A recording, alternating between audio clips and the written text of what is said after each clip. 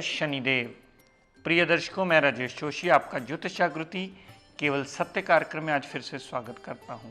प्रिय दर्शकों, जैसा कि आप जानते हैं, हमारी चर्चा चल रही है गज केसरी योग को लेकर। जो योग तो एक बहुत कॉमन सा योग माना जाता है, जिसके बारे में हर जातक पता तो रखता है, लेकिन हर जातक को इस बारे में ज्ञान नहीं होता कि ये किस लगन कुंडली पे एप्लीकेबल नहीं होता। गज केसरी योग का मतलब सिर्फ ये नहीं कि जिस भी लगन कुंडली में बृहस्पति देवता और चंद्रमा देवता इकट्ठे बैठे हों तो ये गज केसरी योग होगा तो सदैव अच्छा ही फल देगा। हमें जब तक अपनी कुंडलियों में कारक ग्रह और मारक ग्रहों का डिसीजन करना नहीं आएगा, तब तक हम योग की सही डेफिनेशन समझ ही नहीं पाएंगे। हमें गज केसरी योग को भी डिफाइन करने से पहले ये समझना होगा कि लगन कौन सा है, उसमें चंद्रमा देवता को कौन सा डिपार्टमेंट मिला, बृहस्पति देवता को कौन सा डिपार्टमेंट, यानी वो किन घरों के मालिक बने और उनका लग्नेश के साथ क्या रिलेशन है, कहाँ उनकी प्लेसमेंट है, और सबसे बड़ी बात कि उनमें डिग्री वाइज बलाबल कितना है, जिसके मुताबिक उनके रिजल्ट्स जुड़े हुए होंगे। तो आज अपनी गज केसरी की श्रृंखला को आगे बढ़ाता हुआ प्रिय दर्शकों, कल तक हमने बात की थी वृष लगन की यानी टॉरस लगन की कुंडली तक। आज बात करते हैं मिथुन लगन की कुंडली। मिथुन लगन की कुंडली इसलिए क्योंकि लगन में ही 3 नंबर लिखा है और 3 नंबर मिथुन राशि मानी जाती है। 3 नंबर मिथुन राशि के मालिक बुध देवता माने जाते हैं और वो अपने मित्रों को, अपने शत्रुओं को अपने हिसाब से डिपार्टमेंट्स बांटते हैं। तो बुध देवता जो मिथुन राशि के स्वामी माने जाते हैं, बुध देवता ने चंद्रमा देवता को क्या दिया? बुध देव ने चंद्रमा देवता को दूसरे भाव का मालिक बनाया। दूसरा भाव धन का, दूसरा भाव कुटुंब का, वाणी का, दूसरा भाव हमारे गले तक का माना जाता है, कंठ का भाव माना जाता है। तो दूसरा भाव इस मिथुन लगन की कुंडली में अष्टम टू अष्टम थ्योरी के मुताबिक चंद्रमा देवता को जो बुध देव ने दिया वो अति मारक भाव बन जाता है, क्योंकि चंद्रमा देवता और बुध देवता में अति शत्रुता है। चंद्रमा देवता इस लगन कुंडली में इसलिए मारक बन जाते हैं क्योंकि लग्नेश के अति शत्रु हैं और उन पर पूर्णतः अष्टम टू अष्टम थ्योरी अप्लाई होती है। तो चंद्रमा देवता द्वितेश बने यानी दूसरे भाव के मालिक बने मिथुन लगन की कुंडली में। बुध देव ने बृहस्पति देव को क्या दिया? बुध देव ने बृहस्पति देव को 7वें घर का मालिक बनाया। 7वां घर आपके डेली वेजेस का, 7वां घर आपकी मैरिड लाइफ, आपके दाम्पत्य सुख का, 7वां घर आपकी पार्टनरशिप का माना जाता है प्रिय दर्शकों। और बृहस्पति देवता को 10वें भाव का मालिक बनाया। 10वां भाव आपके प्रोफेशन का, आपके एक्शंस का, आपके लाइफस्टाइल का, यानी आपका कर्म भाव माना जाता है। तो चंद्रमा देवता इस कुंडली में द्वितेश बने और बृहस्पति देवता इस कुंडली में सप्तमेश बने और दशमेश बने, यानी 7वें भाव के मालिक बने और 10वें भाव के मालिक बने। अब प्रिय दर्शकों, ध्यान से समझिए और इस बात को नोट कर लीजिए कि मिथुन लगन की कुंडली में भी गज केसरी योग कदापि नहीं बनता है। इस लगन कुंडली में भी यह योग एप्लीकेबल नहीं होता है। उसका सबसे मुख्य कारण यह है कि चंद्रमा देवता जो कि दूसरे भाव के मालिक हैं यानी द्वितेश हैं इस कुंडली में, इस लगन कुंडली में वो एक मारक ग्रह बन जाते हैं। और जैसा मैं आपको पहले भी जानकारी देता आया हूं कि मारक ग्रह कभी कोई योग राजयोग नहीं बनाता। हाँ, एक विपरीत राजयोग की अलग कंडीशंस हैं, उससे आपको विस्तृत जानकारी बाद में दूंगा। तो इस लगन कुंडली में चंद्रमा देवता का अति मार्कित्व होने की वजह से वो इस लगन कुंडली में नेगेटिव रिजल्ट ही देता है अपनी दशा अंतरदशा में। वो एक मारक ग्रह है और मारक की डेफिनेशन मैं आपको सदैव बताता आया हूं जहां बैठना, जहां देखना, जहां जाना, उस घर को खराब कर देना। इस लगन की कुंडली वालों को जब भी चंद्रमा की दशांतरा चलेगी वो सदैव प्रॉब्लम्स देती ही मिलेगी, क्योंकि वो लग्नेश और सुखेश यानी लगन पहले भाव का मालिक, सुखेश चौथे भाव का मालिक का ही अति शत्रु है। तो कैसे इस लगन कुंडली में गज केसरी योग बन सकता है? क्योंकि जब भी इस लगन कुंडली में गज केसरी योग बनेगा, बृहस्पति देवता और चंद्रमा देवता इकट्ठे होंगे। चंद्रमा देवता बृहस्पति देवता की अच्छाई को उल्टा खराब करता मिलेगा। क्यों? क्योंकि चंद्रमा एक मारक ग्रह है। बृहस्पति अपनी अच्छी प्लेसमेंट होने की वजह से अपनी दशा अंतरदशा में आपको सदैव अच्छा फल देता मिलेगा। वो तीन बातें सदैव मेरी कोशिश रहती है मैं हर लगन कुंडली में आपको बताऊं कि ग्रह मारक कौन सा है और कारक कौन सा है। सबसे पहले इस बात का विवेचन करना है। इस बात का विवेचन हो जाए तो दूसरा विवेचन आपको इस बात का करना है कि दोनों की युति कुंडली में किस भाव में पड़ी है।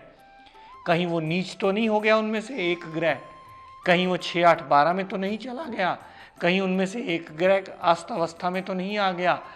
तीसरी सबसे मेजर चीज ये याद रखनी है कि दोनों में डिग्री वाइज बलाबल कितना है।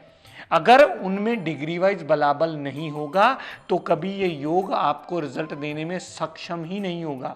और इस लगन कुंडली में अगर बृहस्पति और चंद्रमा इकट्ठे हुए तो चंद्रमा देवता अपने मार्कित्व में आने की वजह से बृहस्पति का भी बल क्षीण करते मिलेंगे, बृहस्पति के पॉजिटिव रिजल्ट्स में कमी लाते मिलेंगे।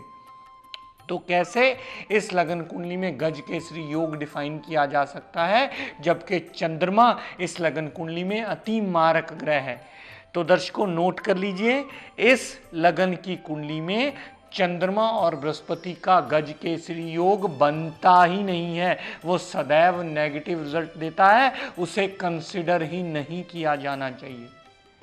इससे आगे विस्तृत जानकारी में समझ लीजिए प्रिय दर्शकों, मिथुन लगन की कुंडली में चंद्रमा देवता सदैव एक मारक ग्रह माना जाता है और उसका रतन सुच्चा मोती पहनना जातक को मृत्यु तुल्य कष्ट देता है। चंद्रमा देवता द्वितेश होने की वजह से और लग्नेश का अति शत्रु होने की वजह से सुच्चा मोती पहनना मिथुन लगन के जातक को सदैव वर्जित माना जाता है। किसी कीमत पर भी किसी भी जातक को कदापि इस लगन में सुच्चा मोती नहीं पहनाया जाता।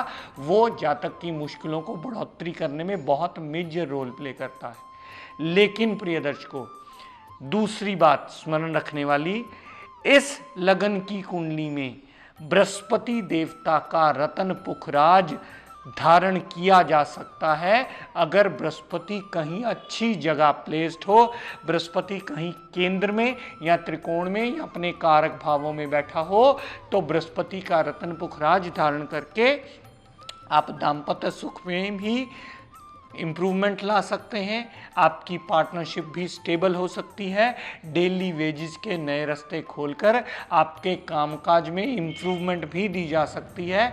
तो बृहस्पति देवता का रतन पुखराज इस लगन कुंडली में पहनना सदैव आपको लाभान्वित कर सकता है अगर वो अच्छी जगह प्लेस्ड होगा तो। लेकिन इस लगन कुंडली में मोती पहनना सदैव हर जातक के लिए वर्जित माना जाता है, क्योंकि मोती का पहना हुआ दूसरे ग्रहों पर जो दृष्टि डालेगा या जिस ग्रह के साथ चंद्रमा की युति बन गई उन्हें खराब करने में सदैव अग्रसर होगा, क्योंकि वो आपके शरीर का ही अति शत्रु है। तो ये बड़े ध्यान से दर्शकों नोट कर लीजिए, इस लगन कुंडली में भी गज केसरी योग नहीं बनता है। जैसा मैंने कल आपको विस्तृत जानकारी दी थी कि टॉरस लगन की कुंडली में भी गज केसरी नहीं बनता है, तो मिथुन लगन की कुंडली में भी गज केसरी नहीं बनता है। टॉरस लगन की कुंडली में भी चंद्रमा भी मारक थे, बृहस्पति भी मारक थे।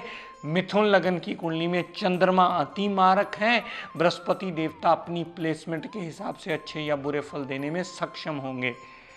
तो चंद्रमा का मोती इस लगन कुंडली वालों को सदैव वर्जित माना जाता है और बृहस्पति का रत्न धारण किया जा सकता है, क्योंकि बृहस्पति अगर अच्छी जगह में प्लेस्ड हुआ तो अपनी दशा अंतरदशा में कामकाज में बढ़ोतरी, दाम्पत्य सुख के लिए अच्छा करना, डेली वेजेस के नए रास्ते खोलने में वो सक्षम अवश्य होगा।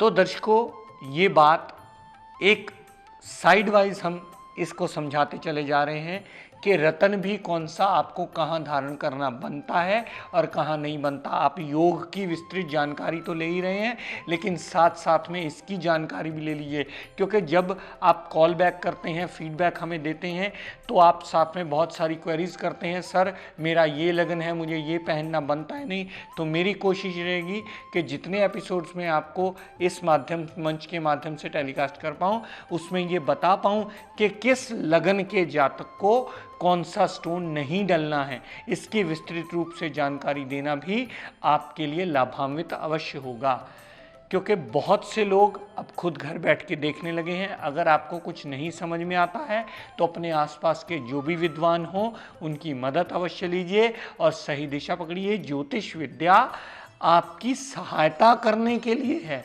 ये ज्योतिष विद्या आपके जीवन की मुश्किलों को दूर करने के लिए। ये बात हम मानते हैं कि हम लोग भिखारी को राजा नहीं बना सकते, एक एवरेज आदमी को बहुत ज़्यादा राइजिंग नहीं दे सकते। क्यों? क्योंकि हमारी डॉक्टर की तरह एक लिमिटेशन होती है। जैसे डॉक्टर एक बीमार को ठीक कर सकता है, लेकिन डॉक्टर मरे हुए इंसान को जिंदा नहीं कर सकता। उसी तरह एक एस्ट्रोलॉजर होता है, वो आपके योग नहीं बदल सकता, आपकी दशा अंतरा नहीं टाल सकता, उसका टाइम पीरियड वो आगे पीछे नहीं कर सकता। हाँ, वो इतना ज़रूर कर सकता है कि के माध्यम से आपकी कुंडली को सही स्टडी करके इतने उपाय आपको ज़रूर बता दे कि आपका जीवन यापन आप जीने के लायक बना लो। आप इतने सक्षम ज़रूर हो जाओ कि अपनी ज़िंदगी से एक तरीके से सेटिस्फाइड ज़रूर हो जाओ, अपनी ज़िंदगी में अच्छी इम्प्रूवमेंट्स ला पाओ। ये चेंज लाई जा सकती है, बदला जा सकता है, लेकिन उसको पूरी तरह से डेड नहीं किया जा सकता या पूरी तरह से लाया नहीं जा सकता। सिर्फ एक इम्प्रूवमेंट का ट्रैक दिया जा सकता है। जस्ट लाइक अ बिकासोल की गोली। अगर आप किसी इंसान को बिकासोल की गोली दे देते हो तो उसके हड्ड गोडे इतने ज़रूर खुल जाएंगे, उसके बाजू में इतना बल ज़रूर आ जाएगा कि वो डेली रोज़मर्रा के काम करने लग जाए, लेकिन वो जब तक ओलंपिक्स में फर्स्ट नहीं आने वाला, उसके लिए उसे और बहुत कुछ करना पड़ेगा। बिल्कुल उसी तरह से कोई भी ज्योतिष विद्वान आपको इतना सक्षम ज़रूर कर सकता है कि आपका जीवन यापन अच्छा हो पाए। तो प्रिय दर्शकों, याद रखिएगा, इस लगन की कुंडली में गज केसरी नहीं बनता है, क्योंकि चंद्रमा इस लगन कुंडली में अति मारक ग्रह माना जाता है। तो प्रिय दर्शकों, आज का टिप ऑफ द डे देता हूं, नोट कर लीजिए। जैसा कि आप जानते हैं, आजकल चर्चा चल रही है बच्चों की कंसंट्रेशन को लेकर। तो मेरी कोशिश ये है कि जितनी भी रिसर्च में मेरे ऐसे छोटे छोटे टिप्स आए हैं, मैं आपके साथ साझे करूं। बच्चों की कंसंट्रेशन अगर ना बन रही हो तो बच्चों के रूम में आप विद्वानों के चित्र लगाएं, जैसे महात्मा गांधी हो गए, जवाहरलाल नेहरू हो गए, ऐसे चित्र लगाएं, चाहे डॉक्टर BR अम्बेडकर हो गए, बड़े बड़े साइंटिस्ट्स के हो गए, ऐसे चित्र लगाएं ताकि जिनसे पॉजिटिव एनर्जी जितनी देर बच्चा रूम में रहे उनको मिले, ताकि वो एक सोर्स ऑफ इंस्पिरेशन की तरह बच्चे के लिए हों और बच्चे अपनी ज़िंदगी में तरक्की कर पाए। तो प्रिय दर्शकों, आज अपनी वाणी को यहीं विराम देता हुआ हम सब के लिए मंगल कामना करता हुआ शनिदेव से ये प्रार्थना करता हूँ कि हे शनिदेव हम सब पर अपनी कृपा दृष्टि, दया दृष्टि सदैव बनाए रखें। जय शनिदेव।